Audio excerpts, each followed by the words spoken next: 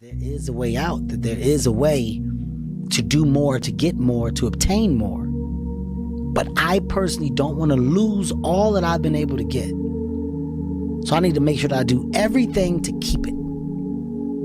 So I can't be content. So there is an understanding, but I refuse to click on the switch of, Say what you can do. Do what you say. If you can't do it, don't say you can do it. Don't over-leverage yourself. Don't over-leverage a decision and then jump in and kind of dip a toe. I think I'll try it out. No, think if you're going to try it out beforehand, but when it's time to go, dive. Finish it. Find out. Come out the other side.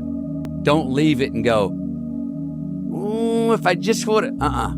That keeps me up at night. I think it keeps a lot of us up at night. When you half-ass something and you just don't know whether you failed or succeeded, got what you want or didn't get what you want. Finding out and looking in the mirror and going, I didn't half-ass it. I went all the way. I found out, and that ain't for me. Or I found out, and you damn right that is for me. That's a great place to get to. But that's what people need to hear, because they feel like that somewhere out there's some superhuman person who never feels despair and doesn't have any, there's no hesitation. So they feel like there's this person that's so different than them and so much stronger than them and doesn't ever have any procrastination. And you're like, that's not me. No. I love that phrase he told me once. He goes, sometimes I look at my fucking shoes for a half an hour before I put those bitches on. It's a true statement. But every single thing, I can't wait to get in this conversation, because everything I do in life, it sucks. Everything I do in life, it sucks. That's why when I was 300 pounds and 24 years old, it wasn't like I had some big epiphany of, let's just go be a Navy SEAL, let's lose some weight. No, I knew my entire life was going to be a struggle, which is why I just ignored it. And I said, I'm not even trying to jump off into this shit and learn how to read, how to write, how to memorize, how to become something I am not. I think the most beautiful and powerful thing in the world is a repetitive thought, but sometimes the most dangerous thing in the world is a repetitive thought. Absolutely. And we think about the most beautiful things we create is because we're obsessed with this new idea and this new thought that we want to build something, but at the same time, we know countless people who they have a thought every day that says, I'm unlovable, I'm unworthy, I don't deserve love in my life.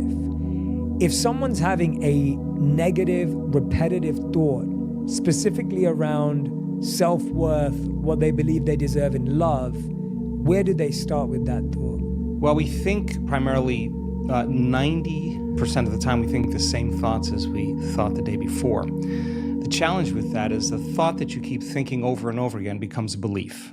And nerve cells that fire together wire together. So the more nerve cells fire, the more they develop long-term relationships, and the more hardwired they become. The more hardwired they become, the more automatic they are. The more automatic they are, the more unconscious they become. it's easy to give up. You know, it's the easiest thing in the world to do. All right, man, I'm done. I ain't going. I ain't gonna keep going. Yeah, I don't feel like going to work. I'm done. Yeah, man. It's easy. It's very easy. But what's hard is going, yo, yesterday I got nothing from working as hard as I could. Nothing happened from that. I'm gonna do the same thing again today, but I'm gonna try to go harder. That's the hardest thing in the world. To get up every day and give 100% and be in the same position that you were each day, but mentally know that you're trying and trying and trying. That's a real grind. I gave everything. I gave everything to who I am. And that's why people always, I don't believe that. Don't believe it. I gave everything. And when you give everything, man, you have no regret. People didn't understand me. People don't understand me now. I don't give a fuck. I know exactly what I was doing. I'm not a masochist. I'm not crazy. I'm not this and that. People try to title me and label me. No, I had something to fucking do. For this fight, I only trained probably 2 weeks or 3 weeks for this fight. I had to bury my best friend. And I dedicated this fight. I wasn't gonna fight. I dedicated this fight to him. I was gonna rip his heart out. I'm the best ever. I'm the most brutal and vicious and most ruthless champion there's ever been. There's no one can stop me. Lynx is a conqueror. No, I'm Alexander. He's no Alexander. I'm the best ever. There's never been anybody ruthless.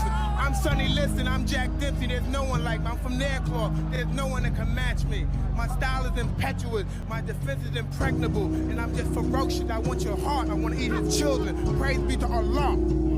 The way I describe it to people when people ask me, like, why does he do all these things? Like, what is the motivation here? I go, he's on a mental journey that very few people have ever been on. Because what people don't understand you, or they misunderstand you, or they purposely misinterpret the way you're living your life. You're trying to understand your mind in a way that very few human beings ever get to understand their mind, because you're taking your mind into these terrible, dark places all the time, and you're trying to pull things out of that. You're trying to learn things about yourself and about your potential from that. That's exactly it. And that's what people don't understand. I study the darkness. You find no fucking answers in the light. None. It's too happy, it's too nice. And we don't need to be taught how to live in happiness. That just comes naturally to us. Happy moments, but the dark times, man, you can't get there unless you put yourself there. Life will take you there. But when you get into those dark moments, that's why people, how are you able, man, I couldn't fucking read and write till I was a junior in high school. How are you able to write like this, man? Motherfucker, I go to such places in my mind and I study the darkness. Like, it's not just physical. When I was growing up and I saw my mom getting beaten, I got beat.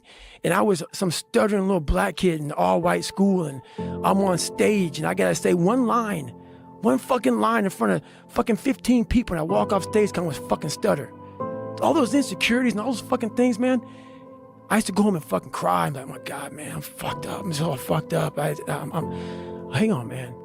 As I got older, we gotta study this shit, man. The only way we're gonna fucking get through this is if we study it. So every time I'm in a dark moment and life's fucked up around me, whether it be physical or just life, I get in it, man, with a fucking pen and paper. I'm like, okay, this fucking sucks. I can feel like I'm fucking losing my shit, but let's fucking study this. Let's come out of this motherfucker a genius. So the process of change really requires becoming conscious of your unconscious thoughts, which means just because you have that thought doesn't necessarily mean it's the truth. If you have that thought and you accept it, you believe it, you surrender to it without analyzing it, that thought will lead to the same choice, which will lead to the same behavior, which will create the same experience, which then will produce the same emotion. The same emotions then drive our very same thoughts. In time, our biology, our circuitry, our chemistry, our hormones, and even our gene expression stays the same because we're the same.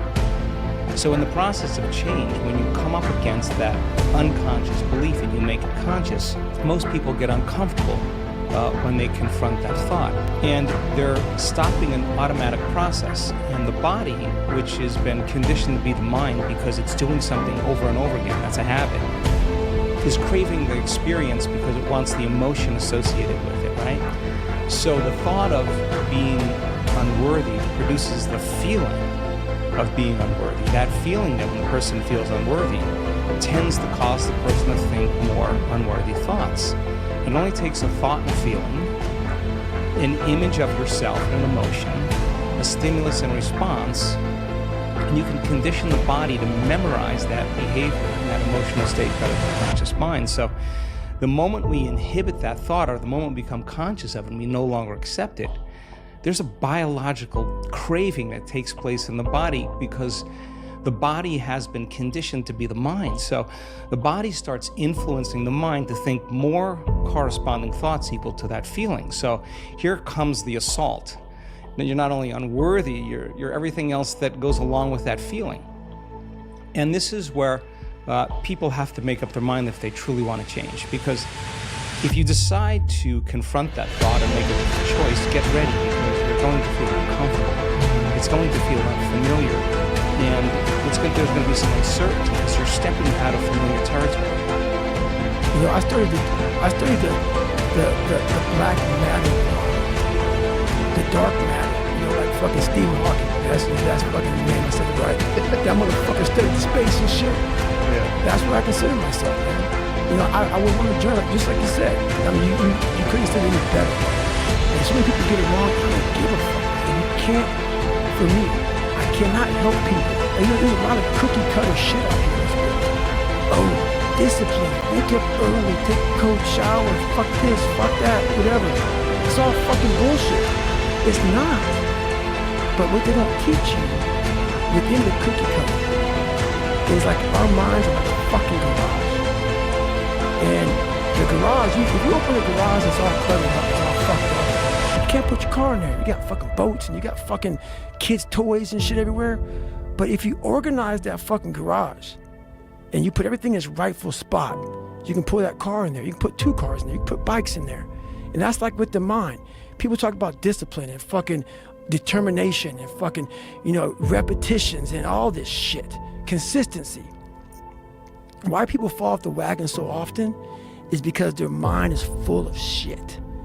There's no room in that mind for discipline. There's no room for consistency.